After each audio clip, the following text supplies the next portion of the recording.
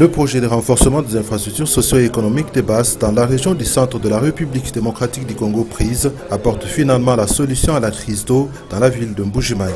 Le vendredi 3 mars 2023, l'eau a finalement coulé au robinet de 2 grandes communes couvertes par les travaux de réhabilitation et extension du réseau d'adduction d'eau potable de la Régie des eaux. Travaux effectués pour ce premier lot avec les financements de la Banque africaine de développement. L'événement a eu lieu en présence du coordonnateur national du projet, Deonsunzu Kabokantanda, et d'une délégation de la direction générale de la Régie des eaux. Des essais effectués ces jours prouvent que les réseaux installés et les 2 châteaux d'eau jumeaux fonctionnent bien. Et ce qui justifie la joie de la population du quartier Lusenga dans la commune de Djoulou.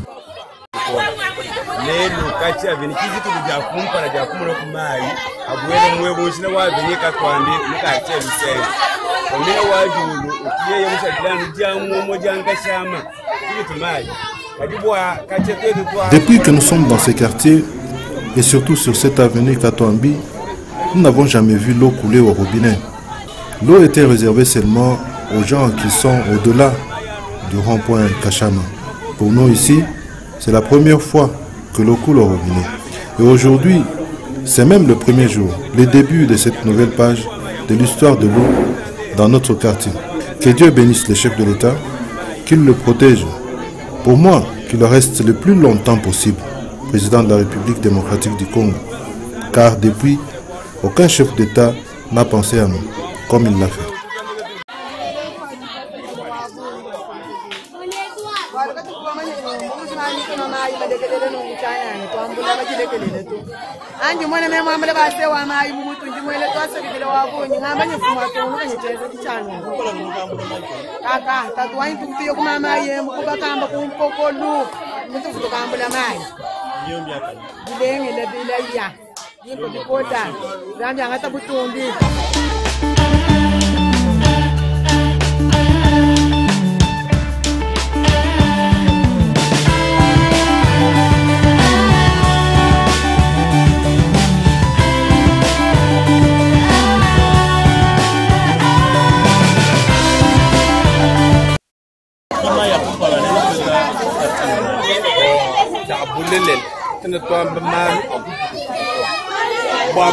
C'est la première fois que nous voyons l'eau couler au robinet ici au quartier Lusenga sur l'avenue Katouambi, dans la commune de Djoulou.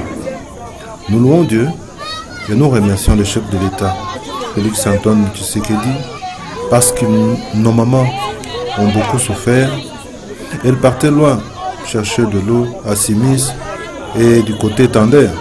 Certaines, surtout les jeunes filles, étaient dérangées par les hommes. Merci au chef de l'État, Mohamed Wakanyenda, pour avoir songé à nous et pour son second mandat qu'il le sache, il l'a déjà.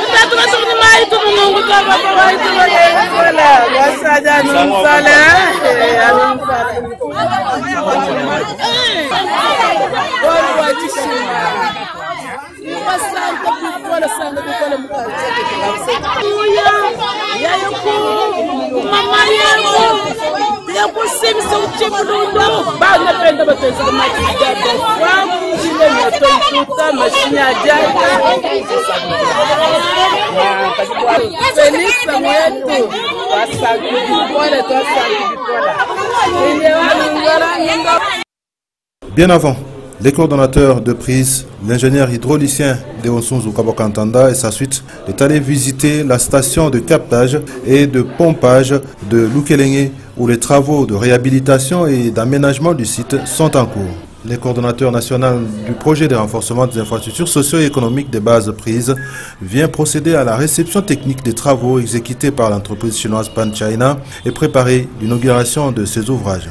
Il l'a dit à l'issue d'un entretien avec le gouverneur Patrick Mathias Kabeyama-Tchabidi dans son cabinet de travail. Notre mission ici en Mbuji-Mayi a été résumée en 2 points, notamment le premier point à savoir l'effectivité de l'achèvement des travaux de l'adduction d'eau potable de la ville de Mbuji-Mayi. Deuxième objet de notre mission, c'était celui d'évaluer ensemble avec la Régie des eaux et la province la possibilité de l'inauguration qui sera faite par le chef de l'État. Pour ce qui est des conduites, pour ce qui est des vannes et autres, tout a été posé. Les châteaux d'eau est fini à ce stade ici. Les châteaux d'eau a été mis en service, donc nous avions rempli les 2 châteaux d'eau. Nous avions même fait les essais de pression, les essais d'étanchéité. Nous avons fait aussi les essais, nous avons désinfecté les réseaux dans son entièreté. Donc aujourd'hui, je peux encore affirmer ici que les 2 communes, donc qui représentent plus de 60% de la population de la ville de Mbuji-Mayi, à savoir Dubindi et La Mouya, aujourd'hui peuvent recevoir par le nouveau réseau que nous avons posé dans la ville de Mbuji-Mayi, ils peuvent recevoir de l'eau. Et ça, nous pouvons le confirmer, tout en sachant que ce n'est qu'une première phase. Il y a une seconde phase qui sera faite d'extension des travaux ici dans la ville de Mbuji-Mayi sous financement de notre bailleur.